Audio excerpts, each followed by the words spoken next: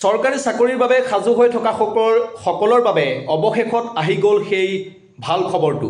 SBS 2.0 চৰকাৰে প্ৰকাশ কৰিলে এইবাৰৰ চৰকাৰী চাকৰিৰ নিযুক্তিৰ প্ৰথমটো বিজ্ঞাপন। ৰাজ্য চৰকাৰৰ পশুপালন বিভাগে নিযুক্তিৰ প্ৰথমটো বিজ্ঞাপন প্ৰকাশ কৰিছে। প্ৰথম পৰ্যায়ত 200 পদৰ বাবে বিজ্ঞাপন প্ৰকাশ কৰা হৈছে। 3 ছেপ্টেম্বৰৰ পৰা আবেদন প্ৰক্ৰিয়া আৰম্ভ হ'ব। ভিডিঅ'টো সম্পূৰ্ণকৈ চাওক আৰু যদিহে আপোনাৰ এই পদৰ বাবে আবেদন কৰাৰ যোগ্যতা আছে তেনেহ'লে আপুনি 3 ছেপ্টেম্বৰৰ পৰা আপুনি আবেদন কৰক। এই পদটো হৈছে অসম চৰকাৰৰ পশুপালন বিভাগৰ অধীনৰ VFA অৰ্থাৎ ভেটেৰিনাৰী ফিল্ড এছিষ্টেণ্ট। এই পদটোৰ বাবে যোগ্যতা হৈছে আপুনি HS উত্তীৰ্ণ হ'ব লাগিব, কিন্তু বিজ্ঞান শাখাত উত্তীৰ্ণ হ'ব লাগিব। লগতে আপোনাৰ বায়'লজি বিষয়টো থাকিব লাগিব। বিজ্ঞান শাখাত যিসকল উত্তীৰ্ণ হৈছে বায়'লজি বিষয়সহ তেওঁলোকে এই পদৰ বাবে আবেদন কৰিব পাৰিব।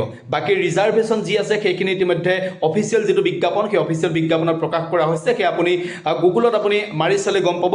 মই আকৌ কৈছোঁ যে 3 ছেপ্টেম্বৰৰ পৰা এই আবেদন প্ৰক্ৰিয়া আৰম্ভ হ'ব। গতিকে HS বিজ্ঞান শাখাত বায়'লজি বিষয়সহ যিসকলে উত্তীৰ্ণ হৈছে তেওঁলোকে আবেদন কৰিব পাৰিব।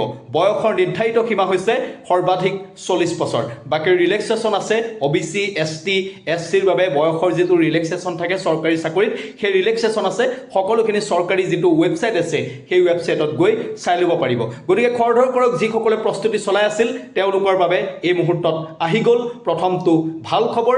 SBS 2.0 চৰকাৰে প্ৰকাশ কৰিলে চৰকাৰী নিযুক্তিৰ প্ৰথমটো বিজ্ঞাপন।